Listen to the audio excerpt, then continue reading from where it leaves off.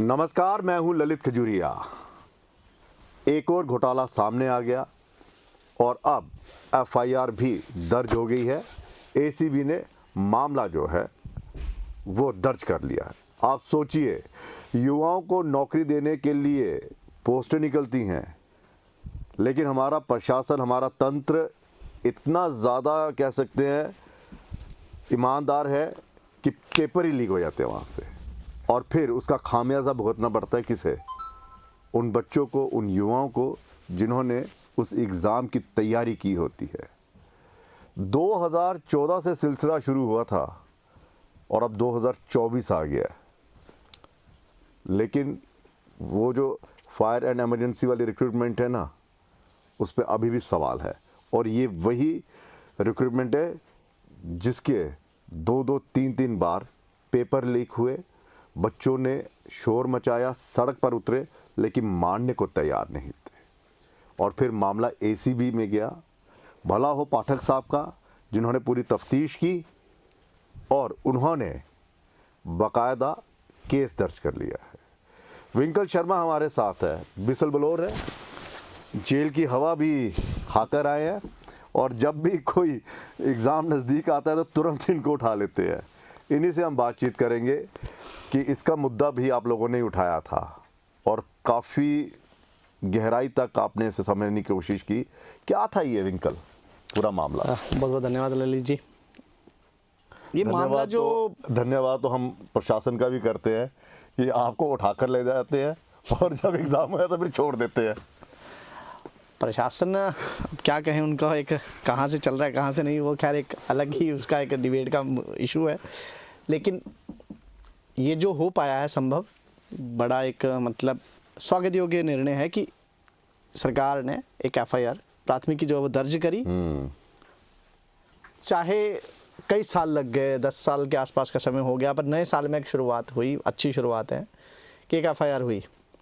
और एफआईआर उस स्कैम के ऊपर जो रिपीटेडली, जैसा आपने बताया कि वो एक बार नहीं हुआ, 3-3 बार हो गया, और उसके बाद ये मान नहीं रहे थे। और वो लोग बेचारे वो आते हैं जो इसके हमारे साथ, जो हमारे साथी थे, कई बार हम उनकी खबरें है ना, तो आपने उनको देखा होगा, वो बताते कि हम बूढ़े हो गए। हाँ, तो वाकई में वो बूढ़े हुए हैं इसी को देखते हुए। जब वो 21-22 साल के थे तब उन्होंने अप्लाई किया था ड्राइवर की पोस्ट के लिए, फायरमैन की पोस्ट के लिए, और आज उनकी उम्र 32-33 साल है ना, 33-33 साल हो गई है जब। तो वो लोग आज भी लड़ रहे थे। वो कह रहे नौकरी हमें देनी है नहीं देनी है वो नहीं, आप कार्रवाई करो। मतलब कम से कम वो लोग तो सलाखों के पीछे जाए जिन्होंने इतना बड़ा घोटाला किया। था क्या, ये बताइए, हुआ कैसे? ये ऐसा हुआ, शुरुआत जब पहली बार जब ये आया 13 में, जब रिक्रूटमेंट शुरू हुई थी, तो उसके बाद पेपर हुआ, फ्लड में पेपर शेपर उस टाइम पे सभी को पता था कि कश्मीर में जो पेपर थे वो फ्लड में बह गए। तो उन्होंने कहा 2014, हाँ 14 वाली फ्लड में, तो इन्होंने दोबारा पेपर कराया। ठीक।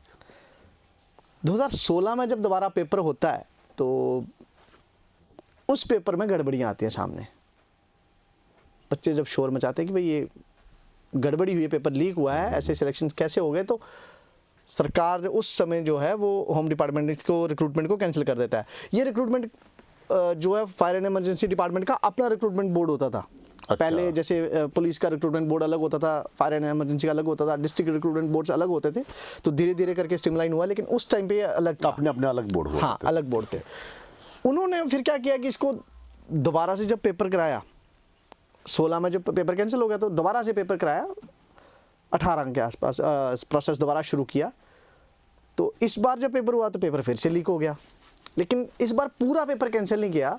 इस बार उन्होंने क्या किया कि आपको इसके 2 स्टेज थे। एक तो फिजिकल फिटनेस के लिए जो टेस्ट था वो हुआ था, और उसके बाद रिटर्न हुआ था।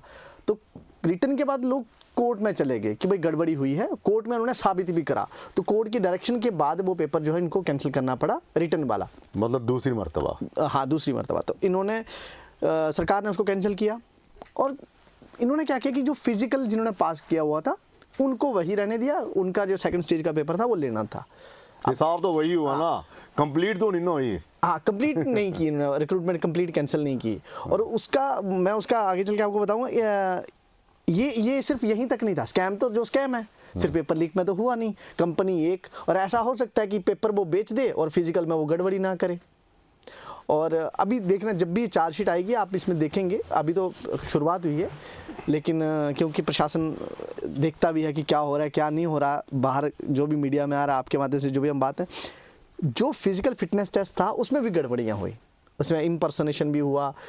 उसी टाइम पे कुछ लोग पकड़े हुए गए, उनके ऊपर FIR भी हुई है उसी टाइम पे। जैसे एक इसमें एक कैंडिडेट था जो जिस दिन टेस्ट है उस दिन वो रात को थाने में है, उसने कोई एक्सीडेंट किया और वो एक्सीडेंट में गाड़ी के साथ वो किसी को उसने मार दिया, मर गया वो, है ना, एक्सीडेंट में कोई मर गया, तो वो रात को थाने में है।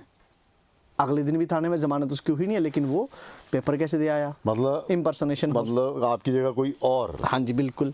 फिर इसमें कुछ ऐसे कैंडिडेट्स हैं जिनकी हाइट, मतलब अब जब सामने पता है कि हाइट में 5 फीट हाइट है, ये कैसे सिलेक्शन हुआ इसका, लेकिन वो हुआ था, तो वो ग्राउंड में वैसे भी चेन जुड़ती रही। हाँ, लेकिन उन्होंने वो नहीं किया, कैंसिल नहीं। 18 में जब ये कैंसिल हुआ कोर्ट के थ्रू, तो सिर्फ रिटर्न एग्जाम कैंसिल किया, और कुछ डायरेक्शंस भी दी कि जो कंपनी है उस टाइम पे टाइम एंड टेक्नोलॉजी करके एक कंपनी थी, तो उसको उन्होंने कहा कि इसको बाहर करो भाई।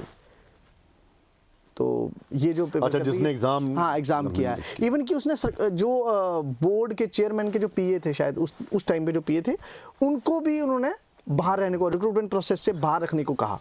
ये मतलब कोई धांधली ना हो, किसी तरह का कोई भ्रष्टाचार ना हो। ये सिर्फ वर्बल कम्युनिकेशन नहीं थी डिपार्टमेंट की, बाई ऑर्डर उन्होंने ऐसा किया हुआ था। आगे चलते हैं, दोबारा से पेपर हुआ 20 को, 2020 में जब आए LG साहब, तो दोबारा से पेपर हुआ, पेपर कराया, तब जाके आप देखेंगे 20 में फिर से रिक्रूटमेंट में स्कैम होता है।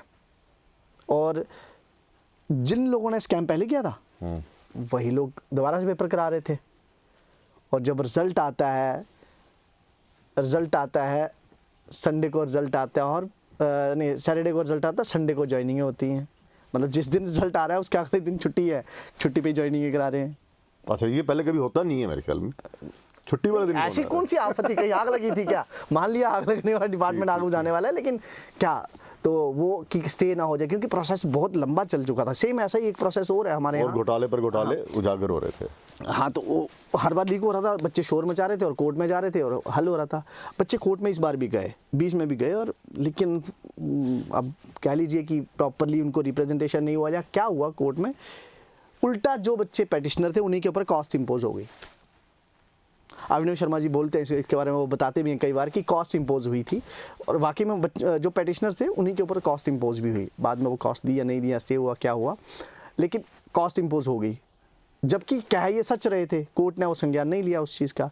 लेकिन उन बच्चों ने, जिसमें निसार है, इम्तियाज़ है, शाहनवाज है, ऐसे बहुत सारे लोग, जब एपटेक वाला स्कैम सामने, नहीं मेरिट्रैक वाला जो सब इंस्पेक्टर का स्कैम सामने आया, हाँ, उसमें हमने वो एनालिसिस दिया निकाल के कि हाँ भाई फैमिली के जो है वो सिलेक्शन हो रही है, नंबर भी सेम आ रहे हैं, बैठे भी सेम तो वो कहने लगे यार जैसा आपने दिखाया ऐसे ही तो हमारे में, हमने तो अभी निकाला ये। उन्होंने दोबारा से प्रोसेस शुरू किया 2022 में। मतलब कि विंकल की वो मेहनत यहाँ पर रंग लाई, सीख लिया उन्होंने, और सीख लिया, और अच्छी भी चीज़ थी। तब से ये हो गया, कम से कम आज लोग इस बारे में बात करते हैं, पेपर लीक के बारे में। आप देखेंगे ना 2000। लेकिन एक बात है, शायद मैं, मतलब ये गलत नहीं है, ये सही है कि जब से LG मनोज सिन्हा साहब आए हैं, आप देखिए, मतलब उनके, मैं कह रहा हूँ कि भ्रष्टाचार को सूंघने की जो शक्ति है वो बड़ी ज़बरदस्त है। दूर कहीं भ्रष्टाचार हो वो सूंघ लेते हैं, पता कर लेते हैं, भले ही उन्हीं के टेन्योर में एग्ज़ाम क्यों ना हो। और ये भी बहुत बड़ी बात होती है कि अपने ही टेन्योर में एग्ज़ाम करवाना और भ्रष्टाचार होना और फिर कार्रवाई करना, ये बड़ी। देखिए पहले PSI का हुआ, हाँ, ठीक, फिर वो कौन सा फाइनेंस वाला, फाइनेंस अकाउंट असिस्टेंट का हुआ था, वो हुआ, तो भी LG साहब ने उसको ढूंढ लिया। फिर आपका जल शक्ति किसका हुआ था, एपटेक का हुआ एक स्कैम, उसको भी सूंघ लिया उन्होंने उसको। और अब ये एपटेक का उन्होंने पता कर लिया, उन्होंने कंपनी बाहर कर दी, कंपनी बाहर कर दी। आप सोचिए कि कोई तो है जो इस भ्रष्टाचार के खिलाफ लड़ रहा है और सुनवाई भी कर रहा है। ऐसा नहीं है कि सुन नहीं रहे हैं। हाँ। लेकिन एक सवाल ये भी उठता है कि आप इतने ईमानदार होने के बाद वो कौन से ऐसे लोग हैं जो आपकी छवि को ही धूमिल कर रहे हैं? हाँ, मतलब कोई तो है ऐसे, कोई तो लोग होंगे। LG साहब की छवि तो धूमिल हो रही है ना। एक तरफ हम देखते हैं कि स्कैम, मतलब 4 साल के बाद आप इंक्वायरी बिठा रहे हो, और दूसरी तरफ हम देख रहे हैं कि हम चिल्लाते रह गए कि हम स्कैम है, पेपर लीक हो रहा है। आपने खुद भी कहा, मतलब वो एक बड़े मीडिया हाउस के उसमें इंटरव्यू में खुद कहा कि भाई हाँ पे गड़बड़ी हुई थी, पेपर में कुछ गड़बड़ी शुरू में थी, इसलिए हमने कंपनी को रोक दिया, हमने बाहर कर दिया। और जब हम जांच कराने की बात कह रहे थे तो यहाँ तो ऐसा है कि सिलेक्टिव हो। और जिन कंपनियों को बाहर किया उनके खिलाफ कोई कार्रवाई नहीं, मतलब कोई जिन्होंने कार्रवाई पेपर लीक किया उनके कोई खिलाफ कोई कार्रवाई कोई नहीं हो रही कार्रवाई है। नहीं उनके ऊपर। हाँ जी। तो अब लोगों में क्या इसमें होगा क्या? अब ये जो गड़बड़ी जो एफआईआर जो हो गई है, जो मतलब कि जांच जो शुरू होगी, ठीक है, आपको क्या लगता है कि ये उन्हीं की तरह दोबारा से पेपर कैंसिल होगा, पूरी की पूरी रिक्वायरमेंट कैंसिल हो जाएगी, क्या होगा? ये तो अब एक इसमें ना बीच में एक पहलू छूट गया। आर के गोयल जो थे, हाँ, उनको एडिशनल जो हमारे, उनके चेयरमैनशिप में एक कमेटी बनी थी और उस कमेटी ने ये इन्वेस्टिगेट करना था। और उसको कमेटी को बने हुए मेरे ख्याल 2-3 साल हो गए। इंक्वायरी करनी उन्होंने 1 साल के आसपास उन्होंने वो रिपोर्ट दी। उसी रिपोर्ट के आधार पे इन्होंने अभी एफआईआर लॉन्च करी है। तो उसका रिकमेंडेशन क्या है, ये एक वो देखने वाली बात रहेगी। अगर उसमें दिया रिकमेंडेशन की स्क्रैप करनी है तो स्क्रैप भी कर सकते हैं, और उसमें रिकमेंडेशन दिया होगा कि इन्वेस्टिगेशन करके जो लोग टेंटेड हैं उनको बाहर किया जाए, तो वैसा कुछ जो भी उनका रिकमेंडेशन दिया होगा, क्योंकि वो सारे प्रॉस्पेक्ट देख के वो करते हैं लीगली क्या रहेगा, वायबल रहेगा, तो उनकी रिपोर्ट के आधार पे भी रहेगा। अभी तो 109 कुछ ऐसे कैंडिडेट्स जो एफआईआर के उसमें जो प्रेस रिलीज ऑफिशियल न्यूज़ आ रही है उसके उसमें आ रहा है कि 109 कैंडिडेट्स ऐसे हैं जहां कुछ दिख रहा है कि ये टेंटेड हैं, बट 109 नहीं है, इससे ज़्यादा है। जम्मू रीजन में भी है, कश्मीर में भी है। इसमें सिलेक्शन का अगर भी आप प्रोपोर्शनेटली देखेंगे तो एक ही गांव से अगर 60 लोग हैं, एक ही गांव से हैं 60-70 लोग, तो आप उसके हिसाब से देख सकते हैं कि कितने लोग हैं। दूसरा, वो जितनी वैकेंसी थी वो एक लड़का आता है जिसने पेपर खरीदा था, तो वो खुद कहता है भाई मैंने भी खरीदा था तो पेपर मैंने खरीदा था, लेकिन आप कार्रवाई तो करो, मैं गवाही के लिए तैयार हूँ। यहाँ अप्रूवल इसमें, हाँ, अच्छा, इसी केस में, हाँ जी, वो खुद कहता है कि भाई मैं गवाही मैं दूंगा, मैंने पेपर खरीदा था, मैं वहाँ गया था, उस बंदे को मैंने पैसे दिए। इनफैक्ट वो डिटेल भी सारी बताते हैं। हमने वो डिटेल कमेटी जब बैठी थी उसको भी फॉरवर्ड की थी प्रॉपरली, एक ऑफिशियली उनको हमने दिया कि ये ऐसी डिटेल है। अब देखो ना, वो जो खुद कहते हैं कि भाई जितने वैकेंसी थी उससे डबल पेपर बेच दिया था। यही रीज़न हुआ कि ये तो मेरिट इतना हाई गया, इतना ज़्यादा हाई मेरिट जाने के पीछे कारण था कि भाई ये सेम सब इंस्पेक्टर की तरह कि आया कितना पेपर, पोस्टें कम थी। लेकिन एक और चीज़ है, ये बहुत मतलब कि इन सवालों का ना कभी मुझे लगता है जवाब मिलेगा, अभी तक तो मिला ही नहीं है, कि जिन बच्चों ने पेपर ख़रीदा आप उनको दोबारा मौका दे रहे हैं एग्ज़ाम में बैठने का, तो क्या गारंटी है कि फिर से ना ख़रीदा हो? और दूसरा ये कि आखिर वो कौन लोग थे, इसके पीछे कौन सा ऐसा गिरोह था, उस गिरोह तक भी नहीं पहुंच पाए हैं। ये आप सबकी बात कर रहा हूँ मैं। गिरोह पता होता है इनको, ऐसा नहीं है गिरोह नहीं पता होता, गिरोह पता होता है इनको। ये भी पता है कौन कर रहा है। देखो, सेंटर ओनर इन्वॉल्व रहता ही है, जो सेंटर है, जो जिसके अंडर वो निगरानी में वो सेंटर है, वो रहता ही है। हाँ, वो तो उसके बिना तो पॉसिबल नहीं है। पता नहीं अगर कंप्यूटर बेस्ड पेपर है तो जो कंपनी पेपर करा रही है उसके एम्प्लॉयज़ और जो सेंटर है, सेंटर का ओनर है, थर्ड पार्टी से हायर करते हैं वो, ये दो लोग तो 110% इन्वॉल्व रहते हैं, क्योंकि मालिक तो यही हैं दोनों। बोर्ड के ऑफिशियल्स ये कंपनियों में टेंडरिंग में गड़बड़ी करते हैं, कमीशनें खाने के लिए टेंडर में गड़बड़ी कर देते हैं। आज भी हमारी यहाँ कुछ कंपनी ऐसी काम कर रही है। इसमें भी कुछ टेंडरिंग में कुछ हुआ था। हाँ बिल्कुल, इसमें भी सेम तो हुआ है। पश्चिम बंगाल की कोई कंपनी तो जो L1 थी, कुछ बात हो रही थी। हाँ, एक कंपनी थी UMC करके, वो L1 थी, और उस कंपनी को ऐसा हुआ कि टेंडर उसको मिला, उसने रेट कम कोट किया, तो उन दिनों ऐसा ही होता था कि जो कम रेट वाली होती थी उसको टेंडर मिल जाता था। तो इन्होंने क्या किया कि उस कंपनी को टेंडर दिया, उसने L1 आने पे उसने रेट 107 रुपये का कुछ ऐसा, प्रेस अगर उसमें देखें, मीडिया के माध्यम से पता चला जो कि 107 रुपये कोट किया था। कम रेट कोट करने के बावजूद भी उसको टेंडर नहीं मिलता है। जो दूसरे नंबर की कंपनी थी उसको टेंडर मिल जाता है। वो कोई MK वाली की कोई कंपनी थी, उसको मिल जाता है। अब जिस कंपनी को टेंडर दिया उसने तो पेपर लीक कर दिया। अगली बार फिर से जब ये कोर्ट के ऑर्डर्स थे कि इस कंपनी को बाहर करो रिक्रूटमेंट प्रोसेस से, हाँ, और टाइम एंड टेक्नोलॉजी, और टाइम एंड टेक्नोलॉजी अगर आपको मैं बताऊं, ये तब का गड़बड़ी इसने की थी ना, तो अभी जो हमारे बॉर्डर बटालियन का जो एग्जाम हुआ था वो फिर से इसी कंपनी ने कराया था। तो कहीं ऊपर इसके लिंक हैं डिपार्टमेंट, बार-बार इसी को, हाँ, इसी को मिलते हैं।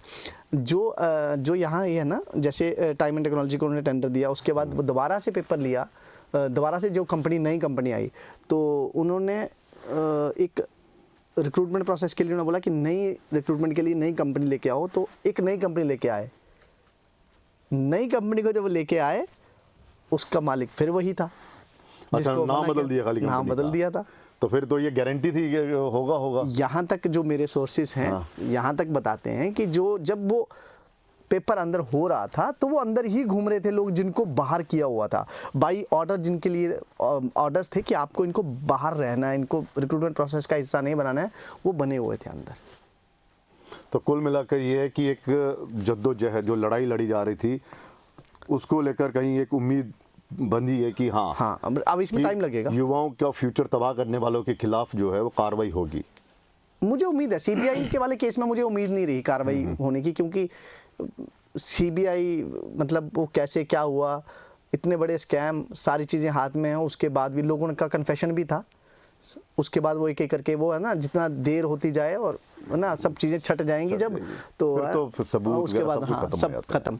तो वो चीज़ हुई, लेकिन इसमें मुझे उम्मीद है, इसमें टाइम लगेगा, जरूर लगेगा, एक लंबा प्रोसेस लगेगा। चलिए, तो कहते हैं कि अगर जो लड़ाई भ्रष्टाचार के खिलाफ, जो लड़ाई ईमानदारी और जुनून के साथ लड़ी जाए, तो नतीजे जो हैं वो आते ही आते हैं। और ऐसी एक जुनून और उस भ्रष्टाचार के खिलाफ लड़ाई थी फायर एंड एमरजेंसी की भर्ती को लेकर।